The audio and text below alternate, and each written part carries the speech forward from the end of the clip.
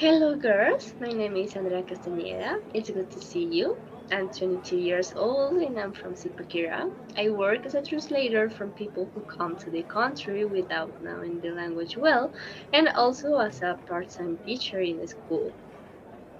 Hi, girls. It's great finally meeting you. My name is Giselle Sanchez. I'm 29 years old, and as you already know, I'm from Colombia too, exactly from Tunja, Boyacá. I work here in New York as a cook in a sushi bar since 2021. Hi girls, I'm Luisa Arevalo. I'm 24 years. I just on my way around the city. I'm from Bogota and I work at the University and it's good to meet you. Especially to talk about this topic of code of ethics. And to start, I would like to know if you have any custom that you consider ethical or that is part of your culture. For example, in my case, I was taught to say thank you for everything, and when someone doesn't thank for the small favor, I have the perception that they may be a rude person. Yes, in my culture, it is very common to always thank for food before and after eating the both of them. It is a show of respect without since we're kids, and well, in addition, we must eat everything from our plate. Otherwise, it is like telling the host that the food was not good enough or is tasteful. Wow. In my house, we don't thank for food before eating, we do it afterwards. And about eating all the food, we do the same. For me, it's also wrong to reject the food a host offers to me. So sometimes I end up eating things I really dislike just because if I don't do it, I would be rude to them. What about you, Luisa?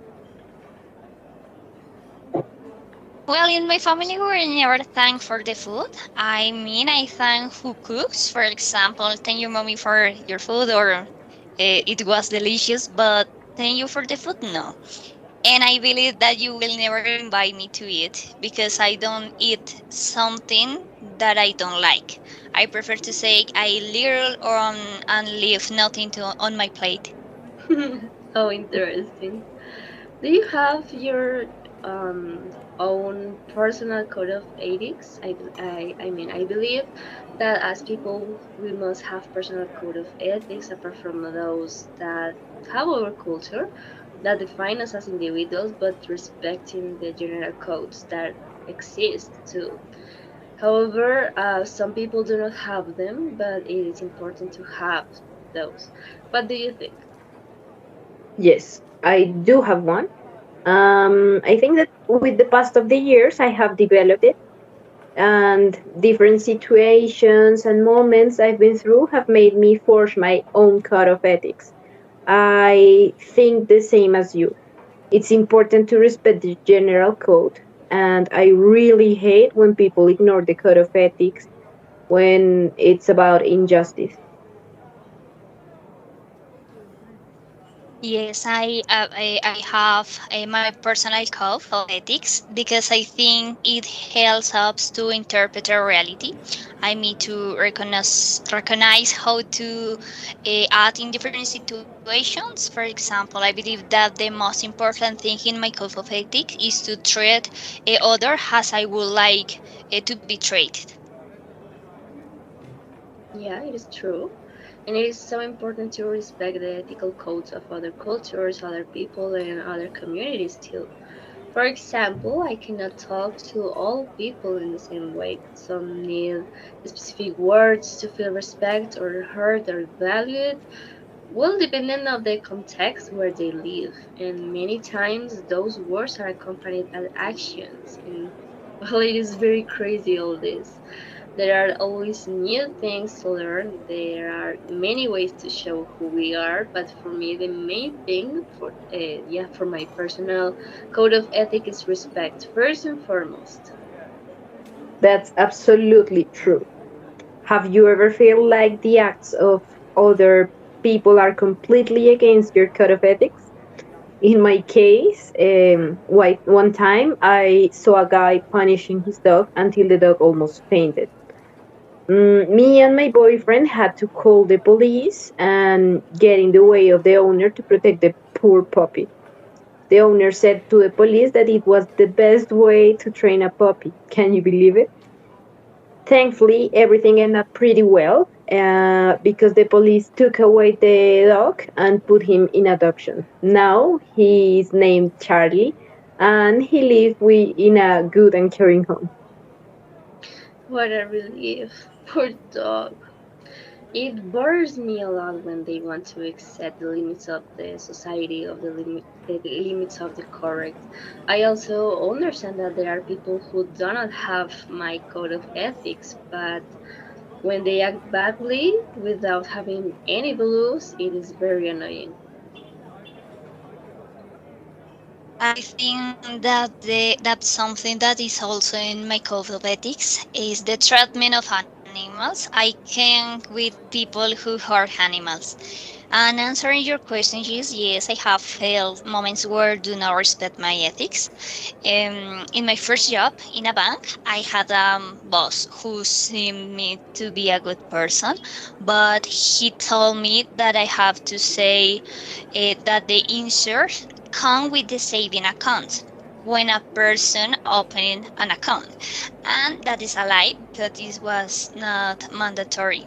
I was very young, but I knew that this is not right, and I think it's this moment where we start to recognize it, what is good and what is not, and who I want to be. What a horrible boss. There will always be people who will try to take advantage of the others. That's one of the reasons why this world is how it is nowadays. I only really hope that people learn someday to be good to each other without expecting anything in return. Yeah, it is true. What other codes do you have, girls? It will be nice to mention. I don't know, some things about the cultures outside of Colombia, wouldn't it? Well, for example, I have found that here in New York, people tend to be kind, like exchange things with their neighbors because they have learned that in the midst of consumerism, they should not buy so much. Very different from Colombia. I love that theme because I'm obsessed, really, really obsessed, girls, with clothing. In Colombia, I used to have a thrift shop, but there people still think that secondhand articles and clothes are from dead people that have bad energies or that just are articles for poor people. So for me, the one of the best things of living here in New York is that people don't think that way. Here are very common the flea markets, the garage sales, the flip parties, and I love them all. I have found great vintage treasures for great prices. Well, I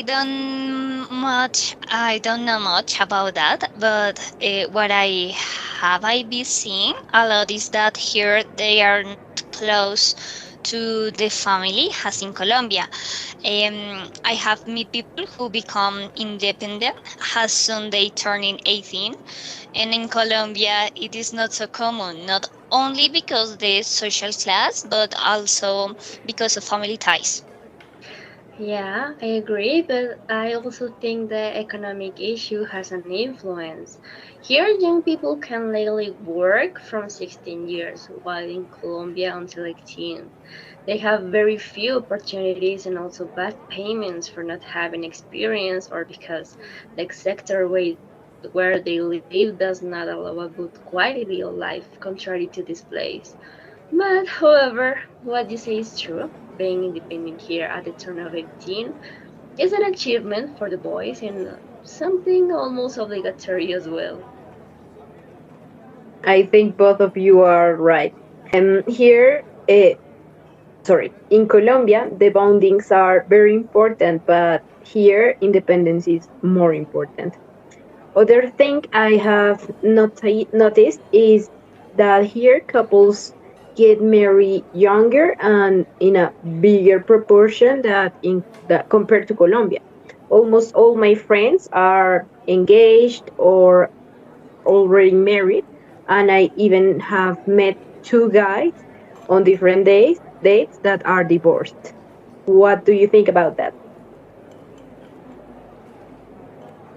I think that I have another perception because the people I've met here, none of them are thinking about getting married yet. At this moment, they are only thinking about traveling and getting to know other cultures. Well, everyone has their own pace of movement regarding what they want in their lives. Certainly, there are many who want to get married and live their lives together. I also have divorced friends and others who occasionally go on amazing trips when their jobs allow it. I even know some who quit to go to other places. I love the cultural diversity of the city. Everywhere you find different stories and different people. That was one of the main reasons I decided to live in New York. The diversity here is everywhere. On the other hand, the first time I saw the amount of people that live in the streets and that there are a lot of addicts here, I was really, really shocked. I don't understand how the New Yorkers get used to that situation. You see them passing through the addicts on the streets and acting like they don't even exist. I can't do that. For me, those situations really tear my heart in pieces. Yes, I find the situation is terrible, very, very shocking. People normally said everything here, and I think if normalizing the situation and not doing anything to help make me a bad person, but I think what is to be a good person? What do you think about that?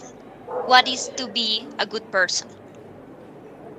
It is actually a complicated situation because people who are already immersed in their addiction hardly allow us to help them.